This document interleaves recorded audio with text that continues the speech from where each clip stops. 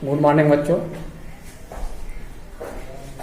कक्षा 12 में आज मैं इंग्लिश में जो है प्रोज वाले भाग में इंग्लिश मतलब सेक्शन ए में पहला लेसन पढ़ाने जा रहा हूँ। आप लोग इसके किताब भी देखते रहिएगा। अगर किताब नहीं देखेंगे, ऐसे सिर्फ सुनेंगे तो आप लोगों को समझ में नहीं आएगा। आप लोग अपनी किताब भी देखिए, और किताब कोई भी हो, किसी भी राइटर की हो, इससे मतलब नहीं है। लेसन वो मिलेगा। ए गर्ल विथ ए बास्केट पहला लेसन है। ए गर्ल विथ ए बास्केट। और इसमें मैं आप लोगों को एक चीज़ ये बताना चाहता हूँ। पहले आप लोग अपने अपने किताब पे टिक कर लें कि आपको इन साल जो 30% लेसन कम हुए हैं, 30% जो है सिलेबस, उसमें आपको क्या क्या नहीं पढ़ना है। तो प्रोज वाले भाग में पहला है लेसन नंबर 3 है the secret of health success and power. ये आपके कोर्स से इन साल हट गया है। फिर दूसरा है जो है पांचवा जो lesson number 5 I am John's heart. ये भी आपको इन साल नहीं पढ़ना है। तो इस दो प्रोज में जो है इस दो लेसन पे आप जो है कोई भी जोर नहीं देंगे। इससे प्रश्न आप लोगों से नहीं पूछे जाएंगे। बाकी ये जो 5 लेसन है, ए girl with a basket lesson number 1, दूसरा है लेसन ए फेलो ट्रेवलर्स, फिर चौथा है द होम कमिंग, और छठा है वोमेन्स एजुकेशन, और सातवां है द हेरिटेज ऑफ इंडिया। इससे आपके क्वेश्चन एक्सप्लेनेशन और जो भी आते हैं वो पूछे जाएंगे। उसी प्रकार से पोट्री में भी है। पोट्री आपके कोर्स में 10 पोट्री हैं, लेकिन जो ये है पोट्री, ये लेसन नंबर 4 जो है from an elegy written in a country churchyard, ये आपको नहीं पढ़ना है इन साल। छठा है जो है ला बेले डैम सेंस मर्सी, ये आपके जॉन किट्स का, ये नहीं पढ़ना है आपको। और तीसरी पोएम है stopping by woods on a snowy evening, Robert Frost का है। ये जो है आपको 3 पोएम नहीं पढ़नी है। उसी प्रकार से इंग्लिश शॉर्ट स्टोरी में आपको लेसन नंबर 1, 2, 3 पढ़ना है। और चौथा लेसन है ये स्पेशल एक्सपीरियंस जो है मुंशी प्रेमचंद का, ये आपके सिलेबस से हट गया है। तो इस तरह से शॉर्ट स्टोरी में लेसन नंबर 4 हटा। और ये पोइट्री में जो है पोइट्री नंबर 9, 6 और 4 खत्म हो गए। और प्रोज में जो है 3 और 5 खत्म हुए। और ये मर्चेंट ऑफ वेनिस जो है, ये जो ड्रामा आता है प्ले शेक्सपियर का, ये पूरा एक ही क्वेश्चन इसमें आता है 8 नंबर का। ये पूरी आपकी मर्चेंट ऑफ वेनिस खत्म हो गई है, मतलब हट गई है। इन साल आप लोगों के जो पेपर मिलेंगे बोर्ड से, उसमें ये जो मैंने बताए हैं लेसन, इन लेसन से आपको क्वेश्चन नहीं पूछे जाएंगे। इसलिए जो है आप लोग जो है अपना जो लेसन आपको है वो खूब अच्छी तरीके से नोट कर लीजिए। और उसी लेसन को जो मतलब आपके कोर्स में है जहाँ से आएंगे, प्रोज में 5 लेसन हैं, पोइट्री में 7 पोइट्री हैं, और शॉर्ट स्टोरी में 3 लेसन हैं, और मर्चेंट ऑफ वेनिस खत्म हो गई है। इसी में से आप जो है पूरी तैयारी कीजिए। और पहला लेसन मैं आप लोगों को पढ़ा रहा हूँ, a girl with a basket. और इस लेसन को लिखा है विलियम सी डगलस ने। William C Douglas. एक लड़की जो है टोकरी के साथ, एक लड़की किसके साथ? टोकरी के साथ। बास्केट मीन्स होता है टोकरी। अबाउट द ऑथर, ये लेसन जिसने लिखा है विलियम सी डगलस, इनके बारे में आप पढ़ो। विलियम सी डगलस, ए जज of supreme court of United States of America. William C Douglas ये जो है संयुक्त राज्य अमेरिका के सुप्रीम कोर्ट के एक जज थे। क्या थे? जज थे। विजिटेड इंडिया इन 1950, जो है 1950 ईस्वी में भारत में आए थे। या भारत विलियम सी डगलस जो संयुक्त राज्य अमेरिका के सुप्रीम कोर्ट के जज थे, वह जो है 1950 में भारत में आए थे। During his visit he happened to travel from new Delhi to Ranikhet. During his visit, अपने आगमन पे जब वो भारत में आए या भारत में आने के बाद, he happened to travel from new Delhi to Ranikhet, उन्हें नई दिल्ली से रानीखेत की यात्रा करनी पड़ी, ए हिल स्टेशन इन हिमालय। और ये रानीखेत जो हिमालय पर्वत की का में एक हिल स्टेशन है, पहाड़ी स्टेशन है। He was a realist and supporter of labour, वह परिश्रम के बहुत ही बड़े सपोर्टर थे। ही आल्सो लव्ड सेल्फ रिस्पेक्ट, और वो स्वयं जो सम्मान मिलता है उनको, उससे वो प्रेम करते थे। एंड सेल्फ कॉन्फिडेंस, और आत्मनिर्भर थे। उनको आत्म कॉन्फिडेंस मीन्स होता है अपना विचार। He was fascinated and charmed with the natural beauty of India, वो भारत की प्राकृतिक सुंदरता से अत्यंत प्रभावित हुए, अत्यंत फैसिनेटेड हुए और आकर्षित हुए। चार्म्ड मीन्स होता आकर्षित होना, और उससे प्रभावित हुए।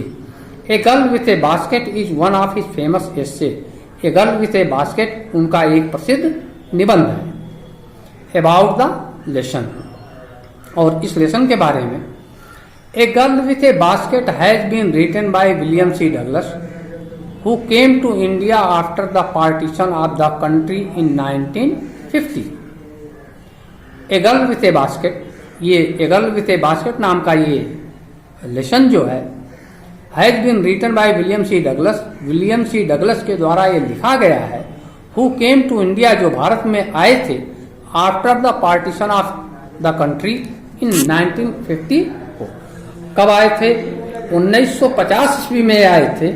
और उस समय हमारा देश भारत जो है दो भागों में बट गया था, पार्टीशन हुआ था, अलग अलग हुए थे। ठीक उसी समय, क्योंकि आप जानते हैं कि 1947 में हमारा देश भारत आजाद हुआ, स्वतंत्र हुआ। और जब स्वतंत्र हुआ था तो ये भारत दो भागों में बटा था। पहला भाग था भारत और दूसरा पाकिस्तान। तो उसी बीच में 1947 में स्वतंत्र हुआ और 1950 में आए थे। और उस समय ये चल रहा था कि कुछ जो है भारत से पाकिस्तान में जा रहे थे और पाकिस्तान से भारत में आ रहे थे लोग। तो ये उसी समय का चित्रण है। एट दैट टाइम, उस समय India was full of refugees, Bharat जो है पूर्ण रूप से, रिफ्यूजीज मीन्स होता है शरणार्थी। शरणार्थी किसे कहते हैं? एक देश से जब व्यक्ति जो है दूसरे देश में, अपने देश को छोड़ करके दूसरे देश में जाता है तो उसको हम रिफ्यूजी कहते हैं, शरणार्थी। एट दैट टाइम, उस समय India was full of refugee, Bharat जो पूर्ण रूप से शरणार्थियों के द्वारा भरा हुआ था। Who were driven away by the communal fanaticism of Pakistan, और जो है पाकिस्तान के जो धार्मिक विद्रोह में के कारण वो वहां से भगा दिए गए थे। He had a unique experience eight one of the railway station, और उनको जो है एक बहुत ही एक्सपीरियंस मिला, प्रशिक्षण मिला, उनको अनुभव मिला। कहाँ? एक बहुत ही छोटे से स्टेशन पर। Many refugee children were selling small articles, बहुत से शरणार्थियों के छोटे छोटे बच्चे जो है छोटे छोटे सामानों को बेच रहे थे। लाइक जैसे बास्केट्स, टोकरियां एंड फैंस, और पंखे। He was impressed with a little girl of 9 years, और वो जो है एक 9 वर्ष की लड़की से, वो लेखक विलियम सी डगलस स्वयं एक 9 वर्ष की लड़की से अत्यंत प्रभावित हुई। वो लड़की भी 9 वर्ष की क्या बेच रही थी? Basket. This essay is the collection of his valuable experience, और ये जो निबंध है आपके सामने, ए गर्ल विथ ए बास्केट, ये विलियम सी डगलस का एक बहुत ही जो है ये अनुभव है, उनका लाभदायक अनुभव है, उनका जो बहुत ही वैल्यूएबल है, महत्वपूर्ण एक्सपीरियंस है, उनका अनुभव है। उन्होंने अपने अनुभव को ही इसमें लिखा है। जब वो यात्रा कर रहे थे, कहाँ से? दिल्ली से रानीखेत की। आई हैड लेफ्ट, अब ये आपका लेसन ओरिजिनल टेक्स्ट चालू हो रहा है, आप बड़े ध्यान से देखेंगे अपनी किताब। अगर किताब नहीं देखेंगे तो फिर नहीं समझ पाएंगे। I had left new Delhi for the Himalayas, मैं नई दिल्ली से हिमालय पर्वत में स्थित रानीखेत के लिए प्रस्थान किया। I was going as far as Bareilly by train, मैं जो है दिल्ली से बरेली तक ट्रेन से गया। And then by car to Ranikhet, और उसके बाद बरेली से वहां रानीखेत तक किससे गया, कार से गया। एंड ओल्ड ब्रिटिश आर्मी हिल, और ये रानीखेत जो है प्राचीन ब्रिटिश का, अंग्रेजी हुकूमत का ये जो है पहाड़ी स्टेशन था। रानीखेत क्या था, अंग्रेजों का जो है ये एक पहाड़ी स्टेशन था। अंग्रेज गर्मियों में वहां अपने रानीखेत में अपने गर्मी को के दिनों में व्यतीत करते थे। Located on A 6000 foot ride opposite A 120 mile stretch of snow capped Himalaya. और ये जो है रानीखेत कहाँ स्थित है, ये हिमालय पर्वत की श्रेणियों पर 6000 फीट की ऊंचाई पर स्थित है। और ये जो है बर्फ से ढकी हुई हिमालय की पहाड़ियों के लगभग जो है उसके विरुद्ध 120 मील दूर है। The train was slow. अब वहां से ये तो पहले रानीखेत की विशेषता बतलाए कि रानीखेत कहाँ स्थित है। रानीखेत हिमालय पर्वत की 6000 फीट की ऊंचाई पर स्थित है। और ये जहां से हिमालय पर्वत पे जो बर्फ जो जमी होती हैं वहां से लगभग इसकी दूरी 120 मील है। The train was slow. अभी आप ट्रेन का दृश्य देखिए। द ट्रेन वाज स्लो, वो जिस रेलगाड़ी से जो है दिल्ली से रानीखेत जा रहे थे तो वो ट्रेन जो है क्या थी, स्लो थी, मतलब पैसेंजर, आजकल के पैसेंजर ट्रेन थी जिसको यात्री ट्रेन कहते हैं। And it is stopped at all the way station. और ये ट्रेन उस रास्ते में जितने भी स्टेशन पड़ते थे सभी स्टेशन पर वो रुकती थी। एट एवरी स्टॉप, और प्रत्येक स्टॉप पर, प्रत्येक स्टेशन पर आई स्वयं open the door of my compartment. मैं जो है अपने कंपार्टमेंट के, अपने शयन यान के, मतलब कंपार्टमेंट मतलब जिसको आप डिब्बा कहते हैं, यान के दरवाजे को खोलता था और कहाँ आता था, स्वयं सिंह स्वयं स्वयं स्वयं सिंह स्वयं स्वयं। तो वहां कहाँ झूलने का मतलब मैं प्लेटफॉर्म पर उतरता था। एंड वॉक्ड द प्लेटफॉर्म, और प्लेटफॉर्म पर टहलता था। क्या करते थे विलियम सी डगलस, ट्रेन जिस भी प्लेटफॉर्म, जिस भी स्टेशन पर रुकती थी पहले वो अपने डिब्बे से नीचे उतरते थे झूलते हुए और उसके बाद वो प्लेटफॉर्म पर टहलने लगते थे। The platforms were packed with people. और प्लेटफॉर्म्स कैसे थे उस समय का दृश्य ये बता रहे हैं। प्लेटफॉर्म्स उस समय पैक्ड मीन्स होता है पूर्ण रूप से जो है इकट्ठे, मतलब पैक्ड रहते थे। कैसे लोगों से, पीपल माने लोगों से। प्लेटफॉर्म जितने भी प्लेटफॉर्म थे वो पूर्ण रूप से जो है लोगों के द्वारा भरे हुए थे। और उन लोगों में, उन मनुष्यों में सिख, मुस्लिम्स, हिंदूज, उसमें सिख भी थे, मुस्लिम भी थे, हिंदू भी थे, सोल्जर्स सैनिक भी थे, मर्चेंट्स व्यापारी भी थे, प्रीट्स जो है सन्यासी पुजारी भी थे, पोर्टर्स फेरी वाले भी थे, बेगर्स भिकमंगे भी थे, हाकर्स जो है ये फेरी पे जो सामान बेचते हैं ये थे। ये बता रहे हैं विलियम सी डगलस कि जब प्लेटफॉर्म पर उतरते थे तो प्लेटफॉर्म पूर्ण रूप से जो है मनुष्यों के द्वारा भरा होता था और उसमें सिख, ईसाई, मुस्लिम, हिंदू, सोल्जर, सैनिक और व्यापारी जो है सौदागर, सब प्रकार के लोग थे। Almost everyone was barefoot and dressed in loose white garments. Almost everyone, और प्रायः सब लोग जो है, सभी लोग जितने भी थे, चाहे वो सिख रहे हों, मुस्लिम रहे हों या हिंदू रहे हों, या चाहे सैनिक रहा हो या सौदागर रहा हो, व्यापारी रहा हो या कोई पुजारी रहा हो, साधु रहा हो, सन्यासी रहा हो, पोर्टर्स रहे हो, बेगर्स रहे हो, ये सब जो है मोस्टली प्रायः कैसे थे, बेयरफुट। बेयरफुट माने नंगे पांव थे।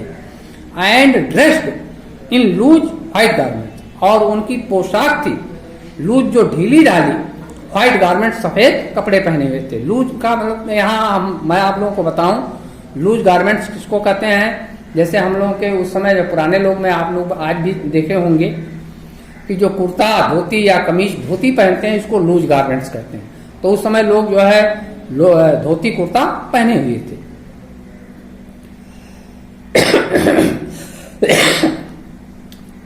I would ask at least 3 people before I could find one who spoke English.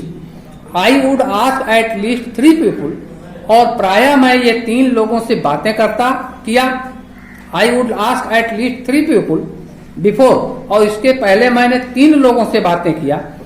I could find one who spoke English, और उन 3 लोगों में से मुझे केवल एक ऐसा व्यक्ति मिला जो केवल उसमें एक इंग्लिश की भाषा, अंग्रेजी भाषा को बोल सकता था। We would talk world affairs, हम उसके बारे में जो हमारे we would talk world affairs, हमने जो है संसार की समस्याओं के बारे में उससे बातें की। एंड एवरी मेजर टॉपिक, और बहुत सी मुख्य विषयों पे बात किया। The news of the day produced, और उस समय कौन सी उस दिन की जो समाचार थे उसके बारे में बात किया। इन दिस वे, इस प्रकार से, I was trying to get a feel of the pulse of the nation. इस तरह से जो हमारे साथ जो है 3 लोग बैठे थे और उसमें केवल एक व्यक्ति जो है इंग्लिश को बोल सकता था, उससे मैं बहुत सी सारी बातों पे, जैसे जो है we could talk world affairs, मैंने संसार की विश्व की समस्याओं पे बातें किया। एंड एवरी मेजर टॉपिक, और बहुत से ऐसे जो प्रमुख जो है विषय थे उस पर बात किया। The news of the day produced, और किस पर बात किया, उस दिन का जो समाचार था उस पर बातें किया। इन दिस वे, इस प्रकार से, I was trying to get a feel of pulse of the nation, इस प्रकार से मैं इस राष्ट्र की नब्ज को, पल्स मीन्स होता है नब्ज जिसको आप कहते हैं, मैं इस राष्ट्र के भारत की जो है नब्ज को पकड़ने की कोशिश किया, उसका अनुभव किया कि भारत के लोगों में क्या फीलिंग है। चेकिंग ओपिनियन, उनकी विचारों को जो है जानने की कोशिश किया। Against official attitudes and report, और उनके विरुद्ध जो है मैंने ऑफिशियल जो है अपना रिपोर्ट किया। बाकी कल मैं बताऊंगा दूसरा।